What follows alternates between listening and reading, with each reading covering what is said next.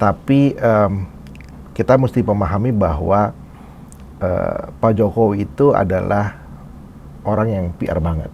Oh, jadi justru bukan bicara calonnya dulu nih, bicara presiden sekarang ini ya? Presiden sekarang. Oh, itu orang PR juga Pak ya? Pak Jokowi orang sangat PR banget gitu.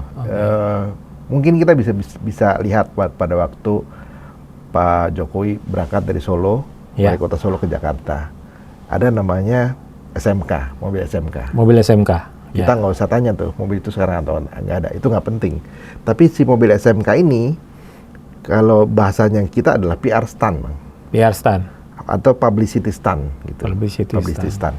Jadi dia itu jadi kendaraannya Pak Jokowi untuk berangkat ke Jakarta. Yeah. Nah, waktu di Jakarta jadi gubernur, ada lagi PR stunt yang dilakukan. Bang Jojo, ini Bang Jojo di PR nih sudah berapa lama nih PR-an 20 tahunan kali, Bang. Sebenarnya awalnya belum jadi PR, awalnya di media dulu jadi wartawan.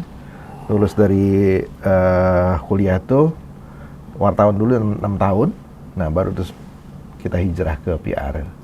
Latar belakang pendidikan komunikasi. Komunikasi ya? UI ya. UI ya.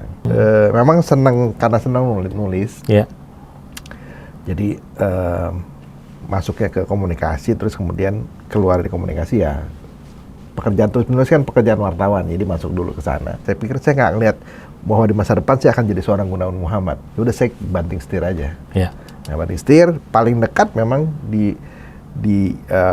industri dari media ya ke PR gitu.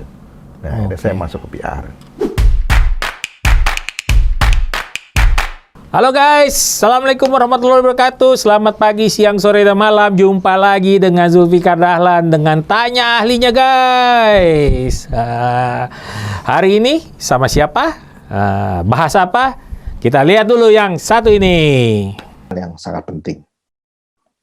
Kenapa? Karena PR is about storytelling. PR adalah tentang bagaimana kita melakukan storytelling.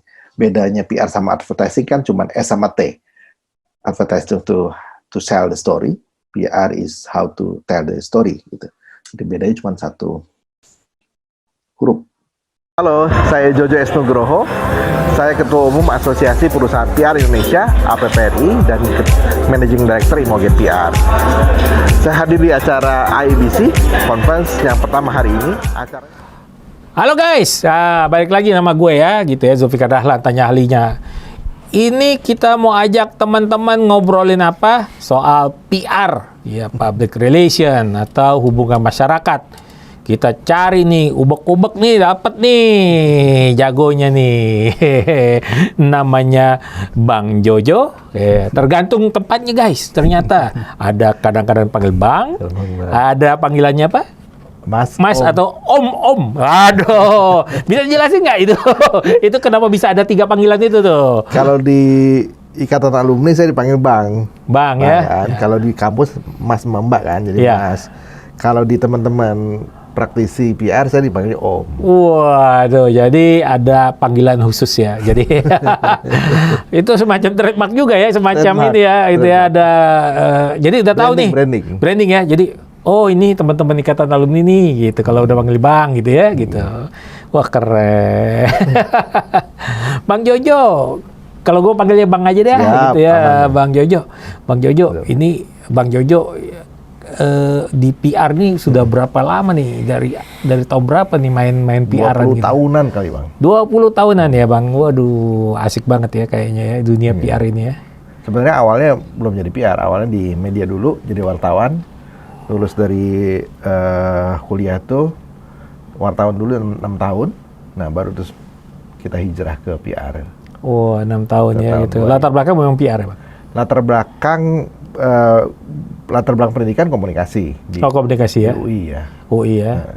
Oh, guys, tuh UI guys. Ini kita bicara sama anak UI.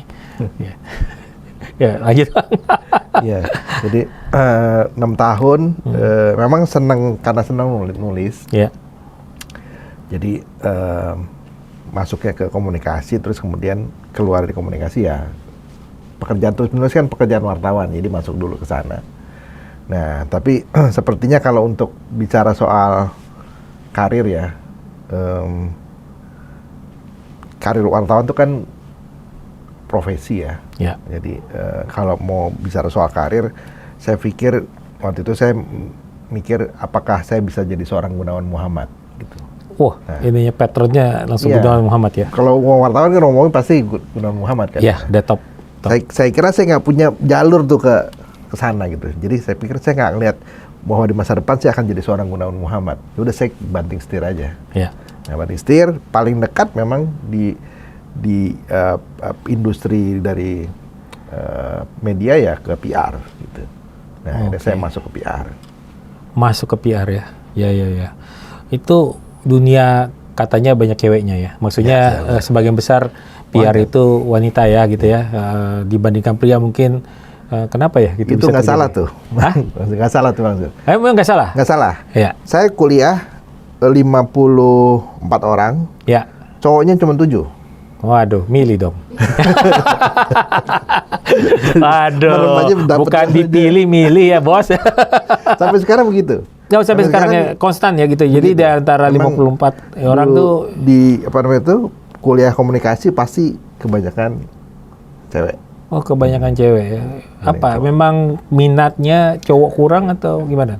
Itu sama kayak kita ke teknik ya, banyakan cowok, ceweknya. Nah, ke komunikasi sama, banyakan ceweknya. Mungkin karena orang melihat ya dunia komunikasi, dunia humas itu kan mesti cantik ya, mesti pintar ngomong gitu-gitu ya. Nah, mungkin image-nya seperti itu ya, image-nya seperti Oh itu. gitu. Padahal- Walaupun tidak semuanya ya. walaupun nggak semuanya dan ternyata nggak begitu juga gitu. Nah, tergantung betul. industrinya kan. Gitu. Betul. Tergantung industrinya. Kalau industrinya di hotel ya butuh penampilan seperti itu. Tapi kalau industrinya perusahaan tambang lain lagi ceritanya kan gitu. Iya. Itu menjadi langka ya seorang wanita di sana ya. Kalau PR dengan jubir itu dekat atau jauh tuh? Dekat, Dekat ya. dekat. Juru bicara biasanya orang PR tuh. Oh, juru bicara itu orang pasti Biasanya orang PR ya. Dan dia orang terpilih dari sekian banyak orang. Karena untuk menjadi juru bicara itu nggak mudah. Oke. Harus lewat training, harus kemampuan terhadap penguasaan terhadap materinya juga mesti kuat gitu ya. Iya. Under pressure-nya juga mesti kuat juga, mesti tahan ya. Oke. Karena kan begitu ada krisis kan dia yang maju. Oke. Ini PR krisis gitu ya. Kadang-kadang orang berpikirnya tuh kalau jadi PR itu apa sih itu krisis gitu ya. Krisis apa sih gitu ya, Itu apa sih? Bang boleh nggak sih? Orang banyak nanya tuh pasti. PR krisis. Memang ada krisis ekonomi gitu nggak? Kayak krisis ekonomi enggak kan ya Lia? Atau Bukan. sisi PR apa itu disebut krisis? Krisis itu sebenarnya krisis reputasi. Krisis Jadi, reputasi. kalau dalam sebuah organisasi, perusahaan itu kan tugas PR apa sih? Tugas PR kan ngebangun reputasi gitu. Nah, ngebangun reputasi. Nah, reputasi itu mudah banget, sifatnya itu mudah banget rapuh. Dan yang membuat dia rapuh adalah krisis gitu. Yang membuat dia bisa hancur itu adalah krisis. Nah, jadi krisis komunikasi namanya, krisis PR, krisis reputasi gitu. Nah, yang kita sebut itu krisis itu. Oh, jadi sisi krisisnya agak berbeda ya. Kalau Berbeda. di PR itu krisis itu situasi ya, lebih kepada situasional ya. Bagaimana reputasinya bisa menjadi buruk karena ada sesuatu kejadian. Oke. Misalnya kasusnya Sambo misalnya. Ya. Nah, kasus Sambo krisisnya apa? Krisis terhadap institusi Polri sehingga karena apa? Karena masyarakat udah nggak percaya lagi misalnya gitu. Krisis Rafael Alun misalnya. Ya. Itu kan cobaan krisis komunikasi buat Dirjen Pajak sama Kementerian Keuangan. Betul. Sehingga akhirnya kemudian orang setelah kasus itu nggak mau bayar pajak gitu. Ada tren ke sana ya, ada trennya dampak ya. terhadap itu kan gitu. Nah, itu kan ya tadi mesti dibangun kemudian kepercayaan masyarakat terhadap lembaga itu. Gitu. Nah, di bagian mana humas itu berperan itu atau PR itu berperan tuh? Di bagian bagaimana dia membangun membangun reputasi dan menjaganya. Menjaganya. Jadi dia ngebangun dan dia juga ngejagain gitu. Nah, pada saat terjadi krisis, misalnya rusak nih reputasi gitu. Atau bukan rusak sih, lebih tepatnya ancaman lah gitu. Itu seperti apa? Apakah itu kita harus biarkan saja atau harus seperti apa? Nah, itu Mas? tergantung. Oh, itu tergantung ya. Tergantung. Jadi memang nggak ada satu rumus untuk semuanya gitu ya, ketika kita nanganin krisis PR atau komunikasi, jadi mesti di mapping dulu masalahnya di mana, stakeholdernya siapa yang terdampak gitu-gitu. Jadi bisa jadi didiamkan saja, atau bisa juga di satu kasus lain dia harus memberikan statement kepada masyarakat misalnya gitu. Oke. Jadi nggak semua harus dilakukan dengan harus bikin preskon, nggak harus begitu juga gitu. Jadi segala sesuatu harus ada treatment khususnya atau Harus penanganan ada ya. penanganan khusus. Oke, itu kalau ada terjadi krisis ya Yes. gitu. Nih ngomong-ngomong, kita mau lihat dulu nih. Ini Bang Jojo ini kegiatan aktivitasnya di mana nih? Nyok, kita lihat dulu nih yang satu ini.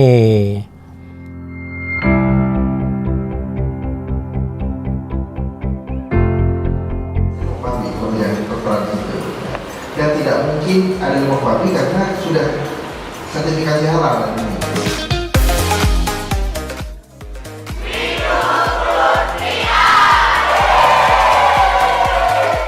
Guys, balik lagi nih guys, tuh Bang Jojo di vokasi UI gitu ya, salah satu pengajar gitu ya, spesialis vokasi apa namanya?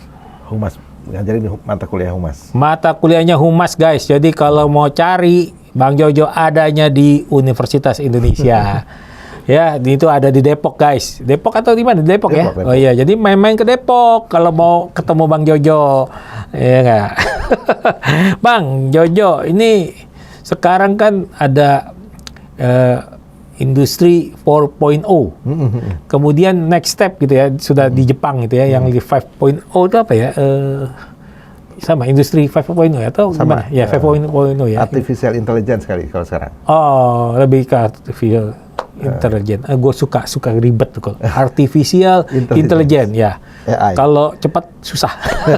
AI, lebih gampang AI. Kita pernah bahas ya guys dulu ya. Itu gimana tuh perkembangannya, tantangan di humas? Luar biasa sih, karena ini ilustrasi ya Bang, ilustrasi. Saya berpengalaman sebagai PR tuh kan sekitar udah 20 tahun. Ya. Jadi lewat jam terbang ini, saya bikin satu press release mulai dari nol, dari bangun pesan gitu sampai jadi, itu bisa dalam waktu 2 jam. Ya.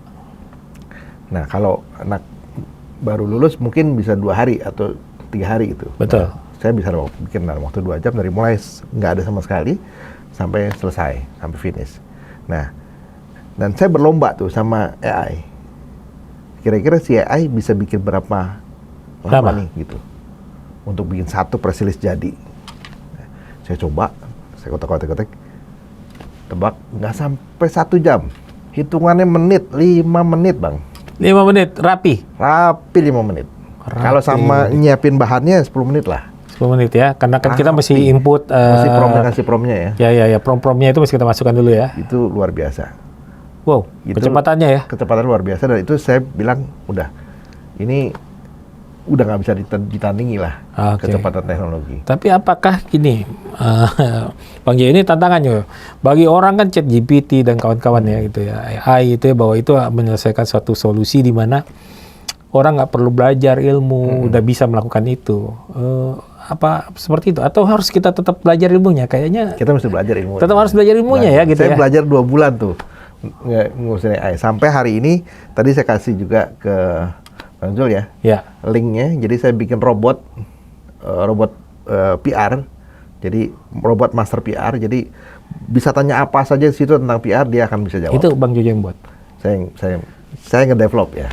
Mendevelop ya, developernya ya, oke, ya, jadi bukan membuat, sorry, developernya, karena di dalam developer itu ada tim ya, gitu ya, biasanya Bang ya. Begitu. Ya, Bang Jojo. Jadi udah membuat develop juga ya robotnya itu ya.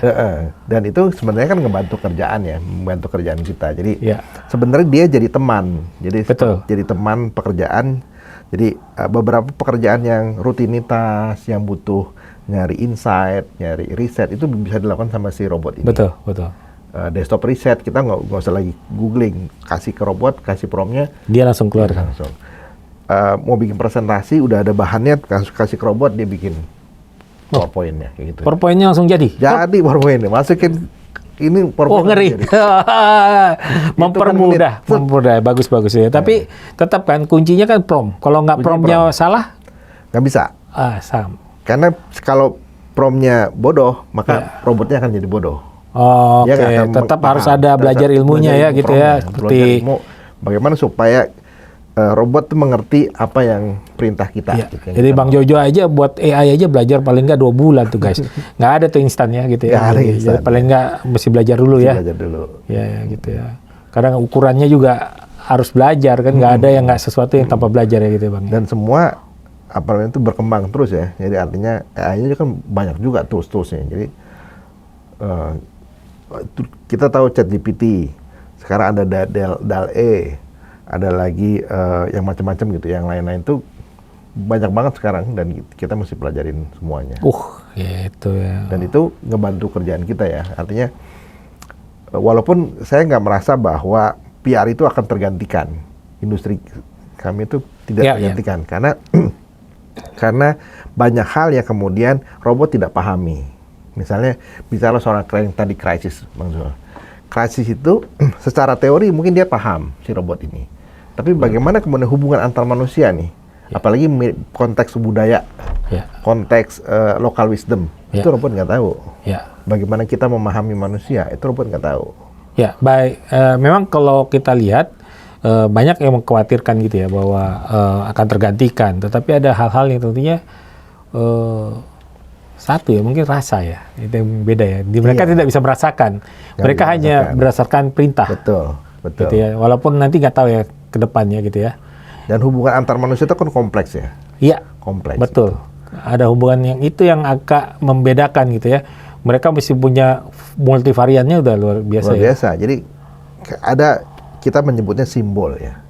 Manusia itu penuh dengan simbol. Nah, robot ini untuk memahami simbol itu butuh data yang luar biasa besar. Sementara kalau kita kan simbol itu erat dengan budaya jam terbang kita gitu ya. Budaya lokal, bagaimana konteks terhadap simbol itu terhadap budaya, terhadap bahasa gitu-gitu.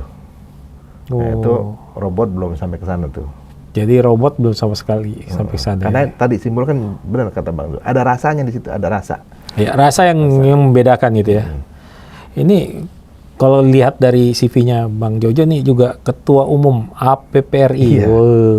Kan kalau nggak salah ada Perhumas juga ya. Ini ada. Terus ada yang lain atau ada banyak. Banyak ya? Ada Perhimpunan Humas Rumah Sakit, ada Ikatan Peranatua Humas untuk yang pemerintah, ada Himpunan Humas Hotel, banyak. Oh, itu lebih spesifik ya gitu ya. Oke. Kalau Bang Jojo lebih ke mana nih, Bang? Saya membawahi semua perusahaan konsultan. Oh, perusahaan konsultan humas. Humas di Indonesia. Oh, gitu, spesifik ya. Spesifik. Oh, luar biasa. Jadi nyamping kiri, nyamping kanan ya, ngajar iya ya. Bisnis iya ya gitu ya. Bisnis iya. Punya agensi juga. Punya agensi juga. Udah berapa lama, Bang? 17 tahun ya. 17 tahun untuk perusahaannya gitu ya. Agensi juga sama? Sama, 17 tahun. Oh, oke. Mungkin kalau kalian teman-teman yang tahu tuh mungkin agensi ya modelnya seperti apa. Nah, itu kita bisa tanya sama Bang Jojo. Kan macam-macam agensi itu ya. Kadang-kadang pikiran orang agensi cuma agent aja gitu ya, gitu. Ada agensi iklan. Ada agensi humas, PR, ada agensi SPG ya kan? Iya, betul ada agensi. Bang Jojo, nih kalau ngelihat nih kan kita udah punya calon 3 nih. Nah, ini tiga-tiganya ini bagaimana mereka punya sense of humasnya gitu. Ini 3 nih sementara ya, nggak tahu kalau ada 4 tapi sementara 3 dan belum ada tambahan nih kan. Ya. Saya kira saya belum melihat sesuatu yang menonjol di antara ketiga ya. Yang ketiga ini belum ada ya? Belum ada ya, Bang. Tapi kita mesti memahami bahwa Pak Jokowi itu adalah orang yang PR banget. Oh, jadi justru bukan bicara calonnya dulu nih, bicara presiden sekarang ini ya? Presiden sekarang. Oh, itu orang PR juga Pak ya? Pak Jokowi orang sangat PR banget gitu. Mungkin kita bisa lihat pada waktu Pak Jokowi berangkat dari Solo Ya. dari kota Solo ke Jakarta. Ada namanya SMK, mobil SMK. Mobil SMK. Kita nggak usah tanya tuh mobil itu sekarang atau nggak ada, itu nggak penting. Tapi si mobil SMK ini, kalau bahasanya kita adalah PR stand, Bang. PR stand. Atau publicity stand gitu. Publicity stand. Jadi dia itu jadi kendaraannya Pak Jokowi untuk berangkat ke Jakarta. Ya. Nah, waktu di Jakarta jadi gubernur, ada lagi PR stand yang dilakukan. Waktu misalnya salah satunya misalnya ketika beliau turun ke Gorong-Gorong. Gorong-gorong ya. Nah, Gorong-Gorong itu juga PR stand. Ya. Waktu beliau udah jadi presiden, beliau buka Asian Games naik motor. Ya. Atau itu beberapa kali juga naik motor besar keliling istana, sekitar istana. Itu PR stand. Waktu beliau mulai kampanye di awal presiden, main gitar di Senayan, itu juga PR stand. Banyak sekali PR stand yang dilakukan oleh beliau. Jadi, apa namanya itu? Beliau sangat paham dengan yang namanya public relations gitu. Dan saya kira apa namanya, kita belum lihat sih yang calon-calon presiden. Belum. Mungkin karena belum ketemu pasangan yang sudah didaftarkan gitu ya. Kalau sekarang kan sudah ada yang mengajukan, tapi ya sudah daftarkan baru kelihatan ini ya nanti posisi masing-masing. Tapi gitu. kita akan lihat, ya saya akan bandingin bagaimana mereka memainkan peran di PR ya. Bagaimana mereka bisa membawa apa namanya, pesan-pesan, simbol-simbol kepada masyarakat lewat pesan-pesan PR gitu. Apakah sehebat Jokowi atau tidak gitu. Oke, luar biasa. Kalau dari sisi humas nih, ya PR ya, itu bisa negatif nggak? Maksudnya kan kalau kita tahu lah PR itu bagaimana menjaga citra, bagaimana kita mengendalikan krisis, bisa nggak itu dibalik gitu untuk jadi kayak apa ya, good cup bad cup gitu? Iya, pertama PR tuh nggak boleh bohong, itu etik. Jadi kita boleh mengatakan sesuatu, tapi artinya itu diatur gitu. Misalnya gini, ilustrasinya gini Bang. Misalnya ini apel ini kan nggak semuanya bagus misalnya. Sebelah sini busuk. Nah, yang di sini jangan dikasih lihat.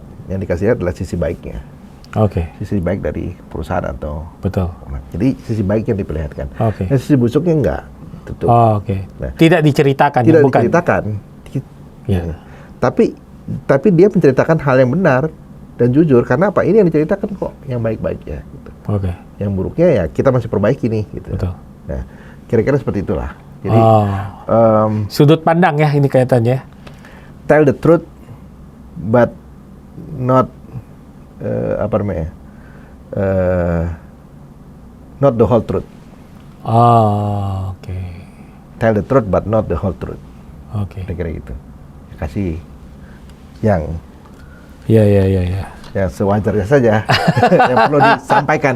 Sampaikan yang perlu disampaikan, kira-kira gitu. Sampaikan yang perlu disampaikan. Jadi kita hanya menyampaikan apa yang perlu disampaikan. Apa yang perlu disampaikan. Kemudian gini nih, Bang. Kalau soal media sosial ya, ini sekarang kan semua anak-anak sekarang kan mendekatkan yang jauh dan menjauhkan yang dekat ya. Gitu. Itu sisi media sosial seperti ini sekarang yang lagi rame lah, misalnya kayak TikTok lah itu ya gitu. Itu seperti apa tuh untuk bagi teman-teman PR itu? Manfaat dari sebuah aplikasi TikTok, kemudian sama ini ya YouTube, kemudian juga Instagram dan kawan-kawannya itu kan sebenarnya medium, Bang. Jadi kalau di PR, kalau di komunikasi kan kita bicara ada source, ada audience, ada medium. Nah, kalau dulu mediumnya ini pakai kentongan zaman kita di desa misalnya, pakai radio, pakai TV, surat kabar. Nah, sekarang mediumnya itu udah berubah jadi sosial media. Gitu. Jadi apakah kita pakai sosial media yang lain-lain berubah gitu, yang kentongan tadi nggak ada, TV nggak ada, masih ada, tapi pada tempatnya gitu. Di pedesaan terpencil mungkin kentongan masih berlaku. Ketika ada bahaya misalnya, orang masih kentongan. Itu masih efektif. Radio mungkin di pelosok masih pakai. Di Jakarta bahkan juga radio masih Masih kan Jakarta. ketika kita lagi macet. Nah, dan sosial media kan juga macam-macam. Ada yang Facebook, yang mungkin untuk boomer sama X generation, Instagram untuk milenial awal, TikTok udah yang ke generasi Z gitu. Jadi masing-masing punya medium, punya audiensnya sendiri-sendiri gitu. Dan jadi kita mesti kuasain ya semuanya. semuanya ya. Semuanya mesti kuasain karena kalau nggak nyampe nih sampai ke audiensnya. Ini pesan yang kita mau sampaikan nih. Audiens kita adalah generasi Z. Kita pakai Facebook kan nggak nyampe. Betul. Ya harus pakai TikTok gitu. Betul. Pesannya harus pakai TikTok, mediumnya sehingga sampai ke. Kita mau ngomong sama boomers misalnya. Nah kan nggak mungkin pakai TikTok, pakai aja Facebook gitu. Sehingga sampai gitu. Jadi semua aplikasi itu masih ada manfaatnya Masih gitu, ada masing-masing gitu ya. masing-masing. Jadi tidak sekedar cuma kita di sini aja gitu ya gitu ya. Semua punya audiensnya masing-masing, Oke. punya targetnya masing-masing. Kalau generasi Z sekarang dengan ini mereka dengan humas itu mereka sudah familiar kah atau terlalu familiar gitu? Saya kira mereka tahu biasa make, tapi sebenarnya nggak tahu bahwa itu adalah Kegiatan bagian humas. kegiatan humas atau PR. Oke. Cuma toolsnya mereka pakai sebenarnya sehari-hari karena mereka kan digital native ya, gitu. Mereka lahir udah ada tuh internet, udah ada platform. Ya. Mereka menjadi bagian konsumtif dari itu, tapi bagaimana memproduksinya menjadi sebuah tools yang memang bermanfaat untuk misalnya dalam karir atau dalam bagaimana mereka melakukan personal branding itu mereka masih belum paham. Belum ya gitu ya. Secara tantangannya gimana Bang? Kalau dengan kondisi sekarang ini? Tantangannya sebenarnya kita berlomba, kalau tadi ngomongin AI, ya berlomba sama robot gitu. Berlomba sama robot. Jadi kita mesti kuasain gitu ya, si robot ini. Kalau enggak kita akan digantikan sama mereka. Gitu. Oh, oke. Jadi tetap harus kita kuasai ya Bang? Harus kita kuasain. Kuasain tidak dalam konteks membunuh ya, karena teknologi kan Maju akan terus. Maju terus. Ini kan seperti konteksnya seperti film Oppenheimer tuh. Iya. Oppenheimer waktu ditemukan bom atom, orang ribut kan. Betul. Apakah ini jadi sesuatu yang negatif atau positif buat halayak untuk masyarakat Betul. dunia gitu. Ribut. Sampai akhirnya kemudian bom atom ini benar-benar meledak. Betul. Persis sekarang, ini ada pergantian zaman di mana eranya udah jadi era robot gitu. Kita udah bersandingan nih film-film yang dulu sci-fi di TV-TV ya kita hidup dengan Ya, robot kita tuh dulu kita nonton tuh seperti impian ya. seperti impian. Sekarang itu di depan mata. Di depan mata, Di betul, depan mata. betul. Tinggal memindahkan orang aja yang belum kelihatan ya. Kalau hampir semuanya cerita Star Wars saja ada hampir kelihatan semua Sampai tuh. kelihatan semua di depan mata. Gitu. Betul. Jadi kita akan hidup dengan robot-robot ini. Jadi kalau kita nggak bisa manage, nggak bisa kuasain, penguasaan teknologinya nggak bisa kita kuasain ya, kita ditelan zaman. Ditelan zaman. Jadi Ada kayak tadi teman-teman generasi Z itu ya. Iya. Ya mereka hanya jadi konsumtif aja gitu. jadi malah dieksploitasi. Gitu. Dieksploitasi, mereka yang tereksploitasi sebenarnya. Jadi mereka akan dieksploitasi sama AI, Iya. sama robot. Nah kalau mereka nggak tahu gimana cara menggunakannya. Wah, luar biasa nih. Bang Jojo nih. Dalam guys gitu ya. Ini benar-benar banyak manfaatnya. Ntar kita coba gali lagi lebih dalam. Tapi waktu juga udah mepet nih guys. Bang Jojo mau tanya Bang, kira-kira pesan apa Bang buat netizen kita nih supaya pemahaman tentang kehumasannya gitu ya. Bagaimana mereka menyatakan personal branding mereka gitu ya. Seperti apa gitu untuk ke depan gitu ya. Tidak sekedar cuma konsumtif di situ. Oke. Saya mungkin kasih ilustrasi ya. Ya, Bang Jo. lebih enak ilustrasi karena mereka langsung wah Ya. ini gitu. Ini sekaligus bicara konsep marketing, konsep branding. Oh, jadi humas itu ada marketing. ada Tadi mau juga. nanya juga sebenarnya tuh. Kan kalau kita tahu konsep marketing, konsep branding, sama customer experience, Ya. ya kan. Nah, humas ada di mana nih? PR Ya. ada di mana? Nah, kalau saya ilustrasikan tuh kayak gini, orang pacaran. Ya, Ada laki-laki suka sama perempuan, terus kemudian dia kemudian mencoba merayu ya, si wanita ini. Nah, itu adalah marketing. Marketing. Ya. Marketing. Nah, si wanita ini menyatakan iya, alasannya adalah branding. Branding itu yang membuat dia menyatakan, oh Iya. oke, saya mau jadi pacar kamu. Betul. Kan? Nah, terus kemudian setelah mereka kemudian berpacaran dan atau menikah misalnya gitu ya, terus kemudian mereka bulan madu misalnya setelah menikah dan mengarungi kehidupan rumah tangga. Nah, itulah customer experience. Oke. Ilustrasi yang mudah ya. Nah, di PR ada di mana nih? Ya. Nah, PR adalah komunikasi di antara mereka. Jadi semuanya di situ ada PR-nya. Ada PR, waktu di marketing ada, di branding ada, apalagi di customer experience.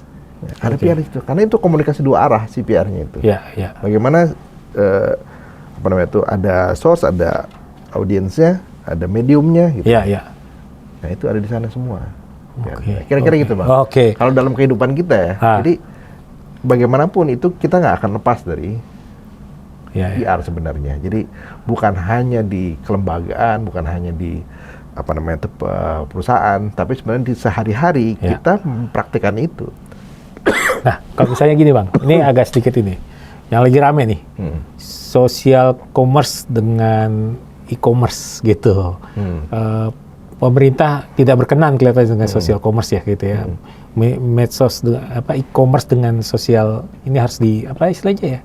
Sosial media harus dipisah gitu ya. Itu bagaimana itu nyikapinnya itu dari sisi kehumasan? Balik lagi ke ilustrasi tadi ya. Ilustrasi tadi. Kalau kemudian yang disalahkan adalah e-commerce-nya, berarti kan media yang disalahin nih. Iya. Mediumnya yang disalahin. Betul. Padahal kan bukan mediumnya nih yang sebenarnya. Jadi ketika misalnya ada komunikasi antara si laki-laki dan perempuan, ini kan mereka pakai medium. Betul. Entah mediumnya pada saat makan malam, entah mediumnya chat misalnya, entah mediumnya ngobrol. Nah, seolah-olah misalnya TikTok itu adalah mediumnya nih. Iya. Antara mereka. Nah, terus ini antara si dua ini nih udah nggak frekuensi istilahnya gitu ya. Iya. Udah nggak frekuensi. Nah, yang disalahin mediumnya. Padahal kan bukan itu. Ada banyak faktor di eksternal yang kemudian terlibat. Iya. Ya kan? Nah, ketika misalnya tradisional gitu ya, pasar-pasar tradisional. Nah, customer experience saja udah gagal. Iya. Oke. Bicara soal marketing, mungkin menarik misalnya. Kemudian branding. Tapi begitu customer experience, apakah orang senang dan jalan ke misalnya ke pasar yang banyak copetnya misalnya gitu, yang jauh gitu ya, parkirnya susah atau mahal gitu. Customer experience-nya membuat mereka kapok gitu ya. Iya. Nah, belum bicara soal branding, apakah branding sama marketingnya juga mereka cukup kuat gitu, melawan misalnya sosial media ini. Betul. Nah, jadi ininya mesti diberesin sebenarnya. Bagaimana supaya marketingnya orang tertarik untuk datang, gitu ya. Tadi orang tertarik untuk datang, brandingnya kuat, orang mau membeli. Branding orang mau membeli. Alasan orang mau membeli kan karena branding itu. Kemudian bagaimana customer experience. Nah, jangan disalahin ininya nih. Ini itu diberesin gitu. Ini itu diberesin. Ya. Kelihatannya masih mencari kambing hitam dulu ya gitu ya. Kira-kira gitu, Bang. Kebetulan warnanya hitam juga. Ya enggak juga, bukan itu ya guys maksudnya ya. Tapi yang pasti gini guys. Gue sependapat gitu sama Bang Jojo gitu, bahwa jangan menyalahkan medium. Ini sebuah rantai yang mesti kita lihat. Yeah. Kalau Bang Jojo lebih ngelihat dari sisi humasnya, kalau gue ngelihat dari sisi supply chain gitu. Sebenarnya supply chain kita itu yang harus diperbaikin. Rantai pasoknya, rantainya yang diperbaiki, bukan mediumnya. Itu medium medium. Bisa dilakukan apa aja gitu ya. Orang sama aja kan sama model orang arisan kemudian bisa jualan barang di situ. Itu kan sama, mirip kan gitu ya. Betul. Secara ilustrasi lebih nyata gitu ya gitu. Betul. Nah, ini kita coba, ini tantangannya berikutnya. Mudah-mudahan UMKM kita tetap bertahan di era sedikit ini ada distraksi ya gitu ya.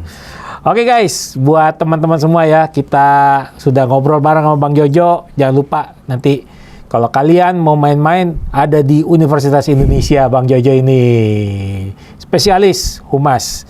Sampai ketemu lagi guys. Jangan lupa follow, like, subscribe ya semuanya. Dan komen kalau mau ada keinginan untuk mendatangkan narasumber-narasumber lain yang mungkin bagi kalian akan menambah pengetahuan kalian dalam berbagai hal.